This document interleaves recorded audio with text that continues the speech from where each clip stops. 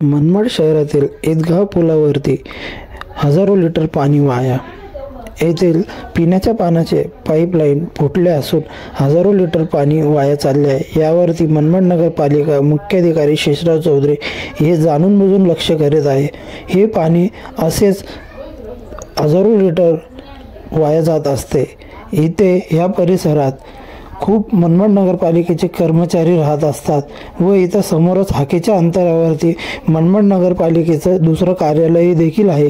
तरी पण या पाईप नळफुटीवरती मनमाड नगरपालिका व मुख्याधिकारी शेषराव चौधरी यांचे दुर्लक्ष आहे. मनमाड नगरपालिका व मुख्याधिकारी शेषराव चौधरी यांच्या भोंगळ्या कारभारावरती नागरिकांनी जन आक्रोश व्यक्त केला आहे.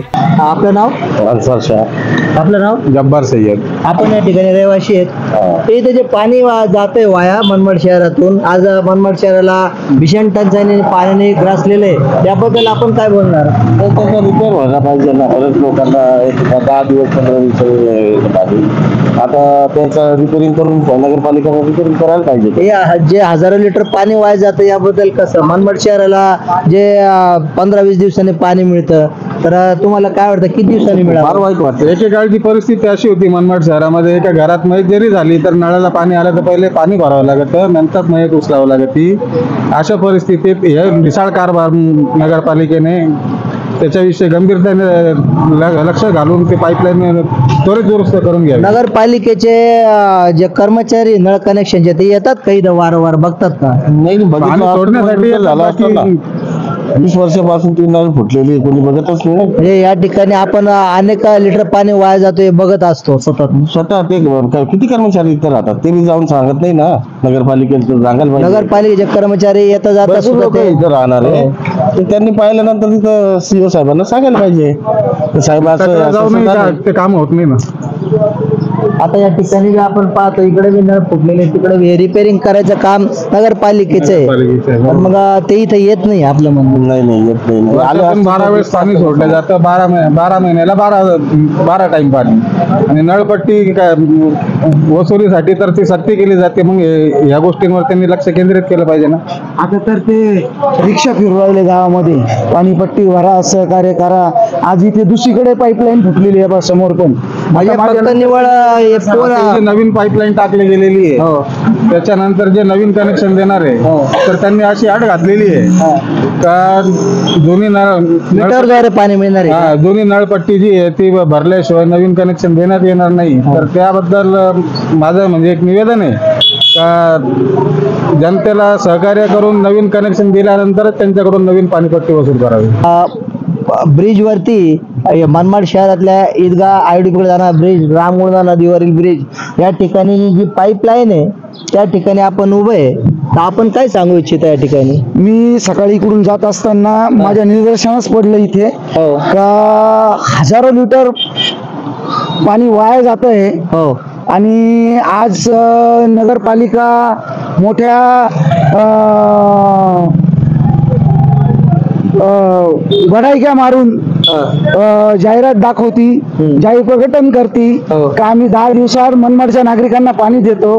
आणि असं असताना, ही भीषण परिस्थिती असताना आज मनमाड शहरातून IDP पुलावरती हजारो लिटर पाणी वाया जातं. हे बघा, सकाळपासून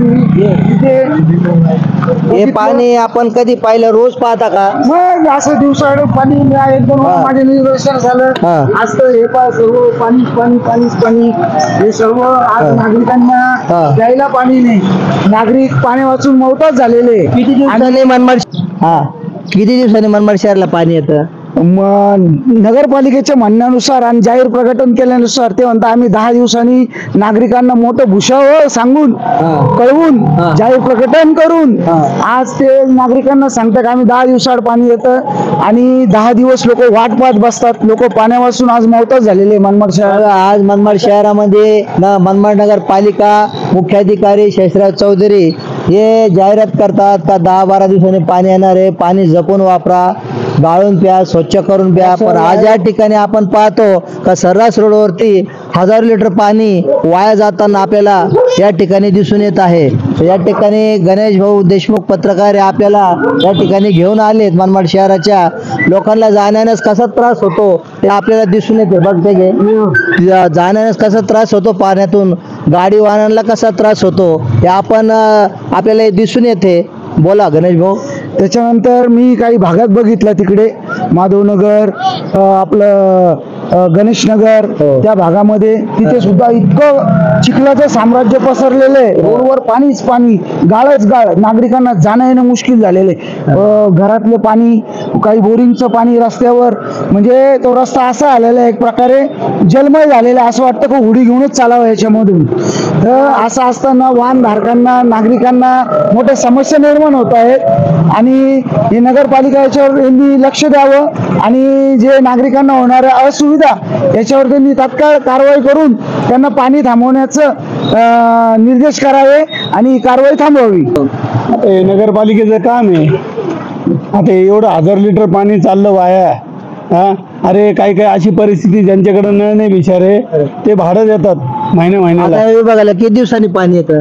आता 10 दिवस 10 ते 12 दिवसात येते. पण आज जर असं जर पाणी वाया गेलं तर गोरगरिबाचं कसं व्हायचं? आता मनमाडकरांसाठी आता हे नगरपालिकेचं कर्मचाऱ्यांचं काम आहे.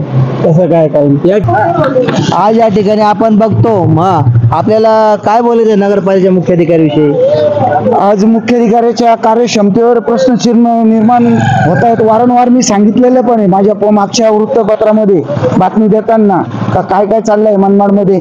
आज IDP, माधवनगर, विवेकानंद नगर, बुद्धलवाडी इथे नगरपालिकेचे कर्मचारी राहतात. रोज जा ये करतात, गाडीवर जातात. इथे जवळच आरोग्य उभं आहे नगरपालिकेचं, इथे कर्मचारी जातात. त्यांना हे दिसत नाही का पाणी 1000 लिटर वाया? या ठिकाणी हाकेच्या अंतरावर नगरपालिकेचं दुसरं कार्यालय आहे, आरोग्य विभागाचं आहे. तिथे सगळे अधिकारी बसतात, कर्मचारी बसतात. असं असताना त्यांना हे दिसत नाही का? मुख्याधिकारी मनमाड शहराचे शेषराव चौधरी याविषयी काही लक्ष घालत नाही का? त्यांची कार्यशैली तुम्हाला सांगितलं ना वारंवार मी, प्रश्नचिन्ह निर्माण झालेले सगळं बघा तुम्ही. काय साम्राज्य आहे. पाणी बघा, ही पाईपलाईन फुटलेली, इथे पण दुसरी, तिथे पाणी गळतंय. ते लोकांना दमबाजी करतात, खोट्या बातम्या लावतात, सांगतात. कोण सांगता असं? मुख्याधिकारीच. काय ना मुख्याधिकाऱ्यांचं? शेषराव रामदास चौधरी. असं तुम्हाला तिकडे जाण्यास काय मना आहे का? मग मला सांगितलं पोलीस स्टेशनला का बा हे आम्हाला येता वारंवार त्रास देता, आमच्या कर्मचाऱ्यांवर दडपण टाकतात. अरे दडपण कसलं? तुम्हाला काम करता येत नाही, तुम्ही माझ्या प्रश्नाची उत्तरं देऊ शकत नाही, त्याच्यामुळे तुमच्यावर दडपण आलेलं आहे का?